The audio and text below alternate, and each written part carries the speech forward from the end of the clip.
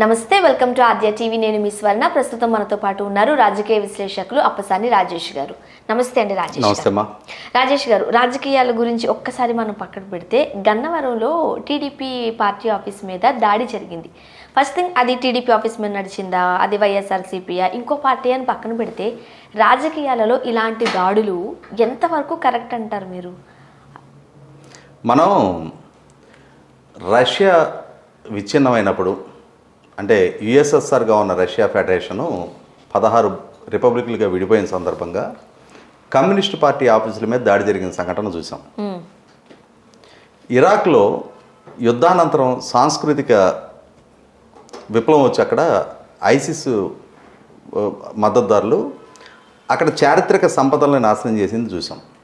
అంటే ఇవేవి కూడా ఆరోగ్యకరమైన పరిణామాలు కాదు. ఆఫ్ఘనిస్తాన్లో తాలిబన్లు బుద్ధుడి విగ్రహాలని, హిందూ దేవాలయాల్ని ధ్వంసం చేసింది చూసాం మనం. ఒక సాంస్కృతిక పరిణామ క్రమంలో కొన్ని చారిత్రక దుస్సంఘటనలు జరిగినది. కానీ మనది ప్రజాస్వామ్య దేశం, బహుళ పార్టీ వ్యవస్థ ఉన్న రాజ్యాంగం. అటువంటిది రాజ్యాంగం మీద ప్రమాణం చేసిన వ్యవస్థలు నడుస్తున్న ప్రభుత్వాల దగ్గర ప్రతిపక్ష పార్టీలకు సంబంధించి వాయిసే రేజ్ అవ్వకూడదు, ప్రభుత్వాన్ని విమర్శించటమే నేరం. అంటే ఎట్లుందంటే, మనం చైనాలో చూసాం గతంలో, అక్కడ ఏకపార్టీ వ్యవస్థ. ఉత్తర కొరియాలో చూస్తుంటాం, అక్కడ ఏకపార్టీ వ్యవస్థ. ప్రజాస్వామ్యం, ప్రజల ఆకాంక్షలు వ్యక్తం చేయటం, ఓటు హక్కు, ఇవి ఏం విలువలు లేవు అక్కడ. కేవలం కొద్దిమంది నిర్దేశిస్తారు, కోట్ల మంది ప్రజలు పాటిస్తారు. మనది అటువంటి వ్యవస్థ కాదు. ఇక్కడ చదువు ఉన్నా లేకపోయినా, కులాలతో సంబంధం లేదు, ఆస్తుల తాతామ్యాలతో సంబంధం లేదు, ప్రతి వయోజనుడికి ఓటు హక్కు ఉంది. మొదట్లో 21 సంవత్సరాలు ఉండే ఓటు హక్కుని మనం 18 సంవత్సరాలకి కుదించుకున్నాం. అంటే చదువు పెరుగుతూ ఉంది, వివేకం పెరుగుతూ ఉంది, ప్రజల్లో ఆలోచన పరిధి పెరుగుతుంది. కాబట్టి 18 సంవత్సరాలకే ఓటు హక్కు ఇవ్వాలి అని చెప్పని ఒక విప్లవాత్మకమైన నిర్ణయం తీసుకున్నాం ప్రభుత్వాలు మనవి. అటువంటి వ్యవస్థలో ఉన్నాం మనం. ఇవాళ ఆంధ్రప్రదేశ్ రాష్ట్రంలో జగన్మోహన్ రెడ్డి గారు అధికారంలోకి వచ్చిన తర్వాత, నిన్న గన్నవరంలోనే మొట్టమొదటి సంఘటన కాదు ఇది జరగటం. గతంలో తెలుగుదేశం పార్టీ కేంద్ర కార్యాలయం మీదే దాడి జరిగింది. తెలుగుదేశం పార్టీ మాచర్ల నియోజకవర్గ కార్యాలయం మీద దాడి చేశారు, దహనం చేశారు. వివిధ సందర్భాల్లో తెలుగుదేశం పార్టీ కార్యాలయాల మీద రాళ్ళు విసటాలు ఇవన్నీ మనం చూస్తూనే ఉన్నాం.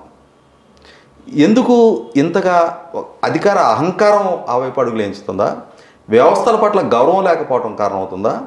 లేదు, ఇటువంటి ప్రయత్నాలు చేస్తున్న వాళ్ళని కట్టడి చేయాల్సిన పోలీస్ డిపార్ట్మెంటు కట్టడి చేయకుండా చేతులు ఎత్తేసి ఒక ప్రేక్షక పాత్ర వహిస్తాం కారణమవుతుందా? ఇవన్నీ ఆలోచించినప్పుడు అన్నిటికన్నీ కారణమే. పోలీస్ డిపార్ట్మెంటు తన ఒరిజినల్ పోలీసింగ్ డ్యూటీని మర్చిపోయారు. ఒక నిస్తేజంగా అధికార పార్టీకి ఒక ప్రైవేట్ ఆర్మీగా మారిపోయారు. అధికార పార్టీకి ఏ ఆదేశాలు ఇస్తే, అంటే ప్రభుత్వంలో ఉన్నవాళ్ళు, పాలకులుగా ఉన్నవాళ్ళు ఏ ఆదేశాలు ఇస్తే ఆ ఆదేశాలని అది చట్ట ఉల్లంఘన అయినా సరే గుడ్డిగా అమలుపరచడానికి సిద్ధపడిపోయారు. ఎందుకు ఇంతగా ప్రభుత్వానికి సరెండర్ అయిపోయారు అనేది వాళ్ళే ఆలోచించుకోవాలి. స్వచ్ఛందంగా పనిచేయాల్సిన కొన్ని సంస్థలు రాజకీయ నేతలకు లేకపోతే రాజకీయ పార్టీలకు సంబంధించి తొత్తులుగా పనిచేస్తున్నారు. ఇవాళ పోలీస్ డిపార్ట్మెంట్ అనేది ప్రభుత్వంలో శాంతి భద్రతలు కాపాడటానికి ఉన్న ఒక విభాగం, ప్రభుత్వ విభాగం, వైసీపీ పార్టీ విభాగం కాదు. అవును. రాష్ట్రంలో ఉన్న 5 కోట్ల మంది ప్రజలు కట్టే పన్నుల నుంచి వాళ్ళకి జీతాలు ఇస్తున్నారు. తమకు రక్షణ కల్పించడానికి, శాంతి భద్రతలు కాపాడటానికి, సమాజంలో ఆ లా అండ్ ఆర్డర్ దాన్ని మెయింటైన్ చేయడం కోసం ఆ వ్యవస్థను ప్రజలు పోషించుకుంటున్నారు. అంటే ప్రజలకి జవాబుదారి వాళ్ళు, ప్రభుత్వానికి జవాబుదారి. ఇక్కడ ఏం జరుగుతుంది? ప్రభుత్వం అనేది పక్కకు జరిగిపోయింది, వైసీపీ పార్టీకి జవాబుదారికి అయిపోయారు. వైసీపీ పార్టీ ఇంట్రెస్ట్ కోసం, వైసీపీ పార్టీకి ఏదన్నా రాజకీయంగా చిన్న అసౌకర్యం ఎదురవుతుంది అనుకున్న ప్రతి సందర్భంలో కూడా ప్రభుత్వంలో ఉన్న రాజకీయ నాయకత్వం ప్రజల ముందు ఏదైనా ఒక సెన్సిటివ్నెస్ ఎదుర్కొంటున్న ప్రతి సందర్భంలో కూడా పోలీస్ డిపార్ట్మెంటు వాళ్ళ రెస్క్యూకి వెళ్ళాల్సిన ఒక టూల్గా ఉపయోగపడుతుంది. వాళ్ళ నిన్న గన్నవరంలో జరిగింది కూడా అదే. ఎక్కువగా గొంతు వినిపిస్తే వ్యక్తుల మీద కూడా దాడులు చేయడానికి సిద్ధంగా ఉన్నారు. పట్టాభి గారి విషయంలో కూడా అదే జరిగింది, మనం చూసాం. తెలుగుదేశం పార్టీకి సంబంధించిన వ్యక్తులు హత్యకు కూడా గురయ్యారు. సో ఇవన్నీ చూస్తుంటే రాజకీయాలంటే ఒకలాంటి భయం వేస్తుంది ప్రజలకు. ఇవాళ పట్టాభి అంశం ఒకటే కాదు, 73 సంవత్సరాల అంకబాబు గారు అనే ఒక సీనియర్ జర్నలిస్ట్ మీద కూడా అరెస్ట్ చేశారు ఆయన. తర్వాత గుంటూరుకు సంబంధించి రంగనాయకమ్మ గారు అని చెప్పని ఆమె సోషల్ మీడియాలో ఒక పోస్ట్ ఫార్వర్డ్ చేశారు. ఎల్జీ పాలిమర్స్కి సంబంధించిన దుర్ఘటన జరిగిన సందర్భంగా ఒక పోస్ట్ని ఫార్వర్డ్ చేశారు. అందుకోసం సిఐడి ఆమెను పిలిచి విచారణ చేసిన సందర్భం కూడా మనం చూసాం. కాబట్టి ఏంటంటే ఇక్కడ ప్రజలకున్న భావ ప్రకటన స్వేచ్ఛ హరించబడుతుంది. నిన్న గన్నవరంలో జరిగింది 100 రూపాయలు ఇదే అంశం. తెలుగుదేశం పార్టీలో గెలిచి వైసీపీ వైపు ఫిరాయించాడు వల్లభనేని వంశీ.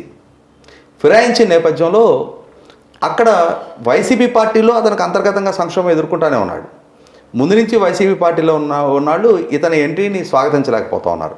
ఇతని మీద ఓడిపోయిన అభ్యర్థి లేదు, అక్కడ ముందు నుంచి నాయకత్వం వహిస్తూ ఉన్న నియోజకవర్గ ఇన్ఛార్జి దుట్టా రామచంద్రరావు గారు కానీ యాదగారి వెంకటరావు గారు కానీ వాళ్ళతోటి ఈరోజు దాకా ఇతనికి సహాయం లేదు.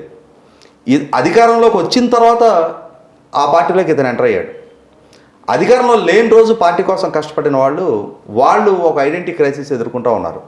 ఇటువంటి నేపథ్యంలో ఆ పార్టీలో అతని పొజిషన్ కన్సాలిడేట్ ఈరోజు దాకా అవ్వాల. నాయకుడిగా జగన్మోహన్ రెడ్డి గారి దగ్గర ప్రాపకం ఉంటే ఉండొచ్చు, కానీ నియోజకవర్గంలో ఉన్న ఒరిజినల్ వైసీపీ కార్యకర్తలు ఈ రోజుకి అతనికి చేరువ కాల. రేపు 2024 ఎన్నికల్లో అతని పొజిషన్ ఏంటో అతనికి అర్థం కాని పరిస్థితి, ఒక డోలామైన పరిస్థితిలో ఉన్నాడు. ఈరోజు అధికారం ఉంది, ఎమ్మెల్యే హోదా ఉంది, హంగు ఆర్భాటం యంత్రాంగం మద్దతు ఉంటుంది. కాబట్టి ఇవాళ చలామణి అవటం వేరు, కానీ రేపు ప్రజల దగ్గరికి వెళ్ళాలి, ప్రజలు ఓట్లు వేయాలి. అటు వైసీపీ పార్టీలో ప్రాపర్గా మింగిల్ అవ్వలేని పరిస్థితి, తెలుగుదేశం పార్టీని అతనే డిజోన్ చేసుకున్నాడు. తెలుగుదేశం పార్టీ కూడా ఈరోజు అతన్ని చేరువ చేసుకోవడానికి సిద్ధంగా లేదు. ఇటువంటి నేపథ్యంలో అతని రాజకీయ జీవితం ఒక అనిశ్చిత స్థితిలో ఉంది. అయితే ఇక్కడ ప్రభుత్వ వైఖరి కూడా ఒకసారి మనం గమనించి చూసుకున్నట్టయితే మొదటి నుంచి కూడా జగన్మోహన్ రెడ్డి గారి ప్రభుత్వం అధికారంలోకి వచ్చిన దగ్గర నుంచి కూడా వాళ్ళకి ఏదైనా ఒక సెన్సిటివ్నెస్ ఎదురవుతూ ఉంది. వాళ్ళు కొద్దిగా ఇన్సెక్యూరిటీలో పడుతూ ఉన్నారు. ప్రజల ముందు వాళ్ళ పరుగు పోయే పరిస్థితులు ఏదైనా ఉత్పన్నవుతున్నాయి ప్రతి సందర్భంలో కూడా వాళ్ళు ఆ అంశం నుంచి ప్రజల దృష్టికోణం మరించడానికి ఏదో ఒక సంచలనానికి దారితీసే ఇంకొక కొత్త అంశాన్ని తెర మీదకి ఉద్దేశపూర్వకంగా తీసుకొస్తూ ఉన్నారు. రీసెంట్గా మనకి 3-4 రోజుల క్రితం వివేకానంద రెడ్డి గారి హత్య కేసుకు సంబంధించి సిబిఐ విచారణకు రమ్మని చెప్పని అవినాష్ రెడ్డి గారికి మళ్ళీ నోటీసులు అందినాయి. వాళ్ళ నాన్న భాస్కర్ రెడ్డి గారికి కూడా నోటీసులు అందినాయి. అరెస్ట్ చేసే అవకాశాలు దాని నుంచి అది ఆ తీగ ఏ డొంకని ఎక్కడ దాకా కదిలిస్తో రకరకాల ఊహాగానాలు స్పెక్యులేట్ అవుతూ ఉంటున్నాయి. ఇటువంటి నేపథ్యంలో ప్రజల చర్చ, ప్రజల దృష్టి ఆ అంశం పట్ల ఉండకూడదు, దాని నుంచి దృష్టి మళ్లించాలి. రెండోది, చంద్రబాబు నాయుడు గారు మొన్న అనపర్తి అంటే అక్కడ సభ ఏర్పాటు కోసం అని చెప్పని ఆయన అనుమతి తీసుకొని బయలుదేరుతున్న సందర్భంలో పోలీస్ డిపార్ట్మెంట్ చేసిన అత్యుత్సాహ ప్రదర్శన, దానికి స్పందనగా చంద్రబాబు నాయుడు గారు కూడా తన ప్రొటెస్ట్ తెలియజేయడం కోసం ఒక ప్రతిపక్ష నాయకుడిగా ఉన్న ఆయన వాహనం దిగి కాలినడకన అనపర్తికి వచ్చిన తీరు, పోలీసులకి సహాయ నిరాకరణ చేస్తున్నాను నేను అని చెప్పని అనౌన్స్ చేసి ఎన్ఎస్జీ భద్రతలో ఉన్నారు. ఆయన Z+ కేటగిరీ రక్షణలో ఉన్న ఆయన ప్రాణానికి ఏ నిమిషానైనా సరే ముప్పు రావచ్చు అని చెప్పని భద్రత నిఘా వర్గాలు మొత్తం కూడా ఆయనకు భద్రత కల్పిస్తున్న దగ్గర పోలీస్ డిపార్ట్మెంట్ వ్యవహరించిన బాధ్యత రాహిత్యం. కటిక చీకట్లో సెల్ ఫోను లైట్ వెలుగుల్లో గోతులు పడిన రోడ్లో 7 కిలోమీటర్ల పాటు ఆయన నడిచి వచ్చిన తీరు, దాని మీద ఎన్ఎస్జీ ఢిల్లీ కార్యాలయం ఆంధ్రప్రదేశ్ పోలీసులకు నోటీసులు ఇచ్చిన తీరు, మీరు ఇంత నిర్లక్ష్యంగా ఆయన భద్రత పట్ల ఎట్లా వ్యవహరించారు, ఈ నిర్ణయానికి ఆయన అడ్డుకునే ప్రయత్నం చేసిన దీనికి బాధ్యులైన వాళ్ళు మీరు సరైన వివరణ ఇవ్వని పక్షంలో మీ మీద చర్యలు తీసుకుంటామని చెప్పని ఎన్ఎస్జీ కేంద్ర కార్యాలయం నుంచి నోటీసులు వచ్చిన తర్వాత ఇక్కడ ప్రభుత్వం రెండింటిలోనూ డిఫెన్స్లో పడింది. అటు వివేకానంద రెడ్డి గారి కేసు విషయంలోనూ, ఇక్కడ ఈ ఎన్ఎస్జీ నోటీసుల విషయంలోనూ. ఇటువంటి నేపథ్యంలో దీని నుంచి కూడా దృష్టి మళ్లింపు కావాలి.